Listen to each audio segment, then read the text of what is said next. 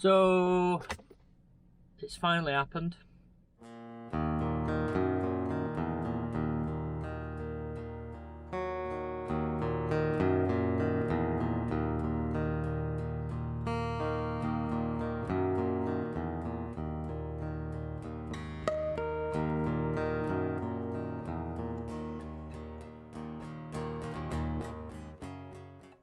I'm currently in Sheffield at an appointment.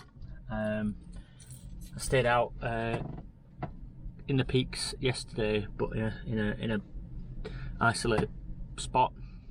This morning I get a call to say that some of the vehicles parked where we've been parked for the last 2 months have been served with eviction notices. So I don't know really which angle to take this. Obviously my vehicle's not been hit with an eviction notice because I wasn't there. I imagine that Bigfoot really wanted to stick one on my vehicle. It was Bigfoot himself that came down today, apparently. Took great pleasure in putting some sort of notice on people's vehicles. There's a few things that I want to try and cover in this video. First of all, we were following orders from the police. The police told us to go to stay there, not to move. Said it would be safe there. Kept welfare checks. Obviously, it's all documented on here. So we were doing as we were told. We are following the government's guidelines. We can't move. It seems like they're not able to evict us because evictions have been put on hold for 90 days until the 27th of June or something. I don't know if this is just intimidation tactics or what, but obviously it's upset a few people. Bigfoot will be happy to know that he's caused a bit of a kerfuffle, a bit of a fracas between us. Well, not between us, but you know, everybody's a bit stressed about it. The police still seem to be, obviously I've not been up there so I don't know, so this information I'm giving you is second hand, but I figured I'd give you an update as soon as I possibly could. The police seem to be still saying, this is not us, it's the council, we don't mind you being here at all. Obviously we've not caused any problems, we've not hurt anything or anybody or left a mess or anything. I mean it can look a mess at times, especially if we've been busy during the day doing things, but yeah, it's usually tidied up. It's a bit of a weird one actually, a bit of a weird one because we really didn't expect this, especially this late on. It's been almost 8 weeks now, and now the eviction notice has been landed on us. There's a few discrepancies with the eviction notice itself, a few inconsistencies on it as well. We've tried to contact all the numbers on it. There's just no answer, no callbacks, nothing. It doesn't appear to be a legit eviction notice, but it may be. It's not signed by a court or anything. It just probably is just a pre-warning. It also says that we're residing there. We are residents. Well, we're not residents. It's not our permanent place of living. We are literally there during a pandemic. Which again, I don't know, is that going to hold up in a court? I'm not sure.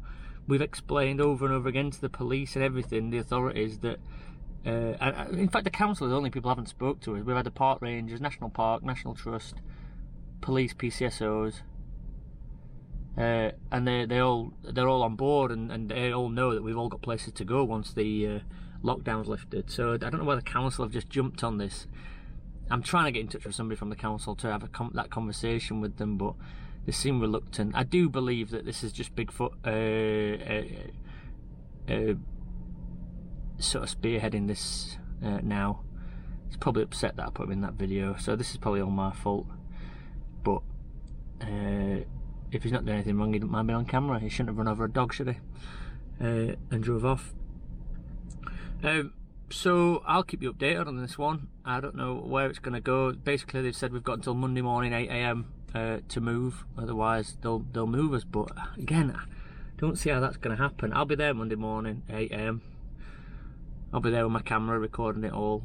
We're going to get the police involved ourselves because we have a contact at the police, and we'll see where it goes.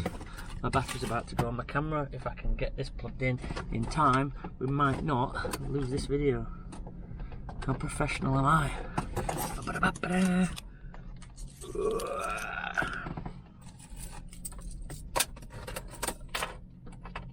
He only went and did it, I think. Yeah, so I'll be there Monday morning, see what happens. I'm not actually there. Again, they've not actually served me with an eviction notice, so it doesn't apply to me. Although I imagine I was definitely one of the targets. Bigfoot was definitely trying to stick one on my van this morning, but unfortunately I've been away. From what I gather, they've said that some locals have complained, but locals have been complaining since day one. Again, there's a communication issue between the police and the council and the locals. We're not there permanently. We want to leave. as soon as we're allowed to go back to our jobs, we will be leaving. We just went there because individually, again, this is the other thing, I think that they think that we're some sort of group, some sort of traveller group. We're not. I only knew 1 or 2 people before this. We just happened to be in that spot when the lockdown started. Or people went to that lockdown to be safe from lockdown. Some people are there because they've got key workers at home who they don't want to pass anything on to or get anything from. Some people are there because they are key workers that live in vans and work in the local area. Some people are there because they have elderly relatives or relatives with compromised immune systems, so they are staying in their vans to avoid that. So we're only there to avoid spreading the virus, and for some reason the locals think that we're there to spread the virus, which is weird really, because we've not really been into the village as such.